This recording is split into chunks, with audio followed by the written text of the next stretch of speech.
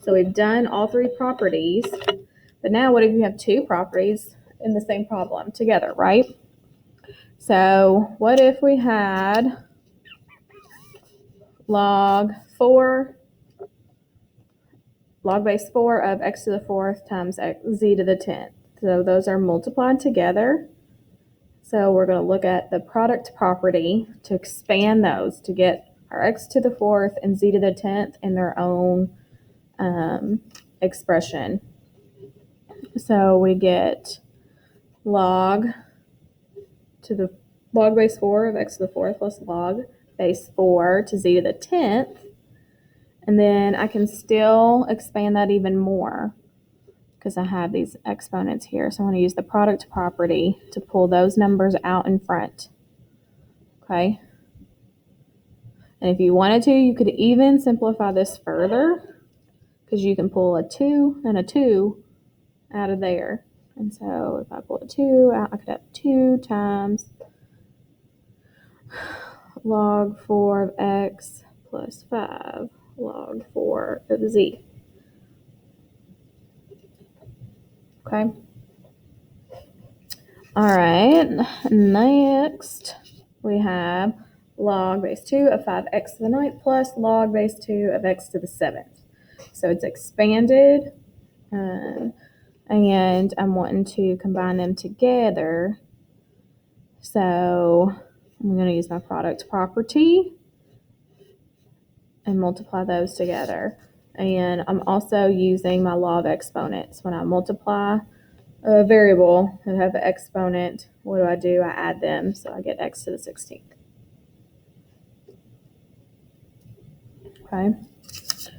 All right, now we have minus and plus, all the things out front. I think this uses all three. All right, so we have 9 log base 3 of n minus 7 log base 3 of n plus 3 log base 3 of k.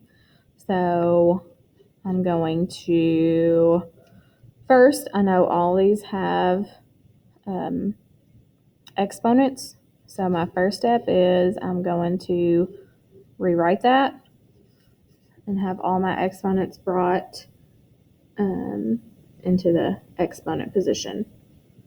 Okay, so now I have log base 3 of m to the 9th minus this n to the 7th. I'm going to use my quotient rule and my product rule. I'm going to use my quotient rule first, going from left to right. So I have m to the 9th over n to the 7th, and then plus this, which means I'm multiplying it. So since I'm multiplying it, it goes in the top. Okay. All right. So just a few more. You do these three, and then we will be done. So pause this, write these three down, and try those. You'll be using more than one property. Okay. All right, so should come back. You should have already tried these on your own. At least try them on your own. Okay. So here I have, a exponent, product power rule property. So I'm going to bring, and then quotient. So I had 4 to the 3rd minus 32, which makes that 4 to the 3rd over 32. I'm going to multiply that out. 4 cubed is 64. 64 divided by 32 is 2. So I get log base 2 of 2. Okay. Now, 4 log base 4 of a, 2 plus 2 log base 4 of b. So I know these are going to become my exponents. And then I'm going to multiply them together because here I'm using the product property. So I get log base 4 of a to the 4th times b squared. Okay.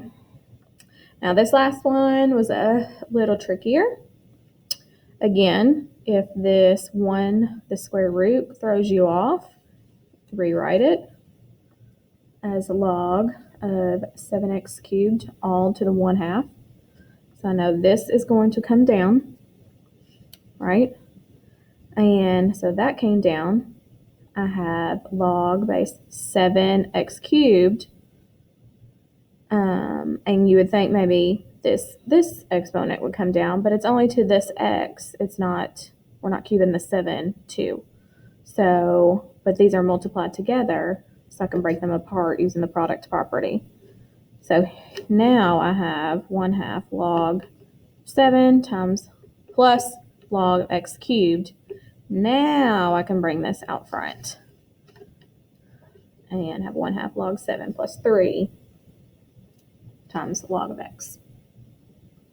Okay. That one was a little bit trickier. Challenge for you. So now I'll go do, you'll have my open math 5.2. And there's a challenge problem on there I almost took. It just looks different, but I'm going to see if you all can figure it out. So I'm going to leave it on there. All right, so let me know if you have any questions on that.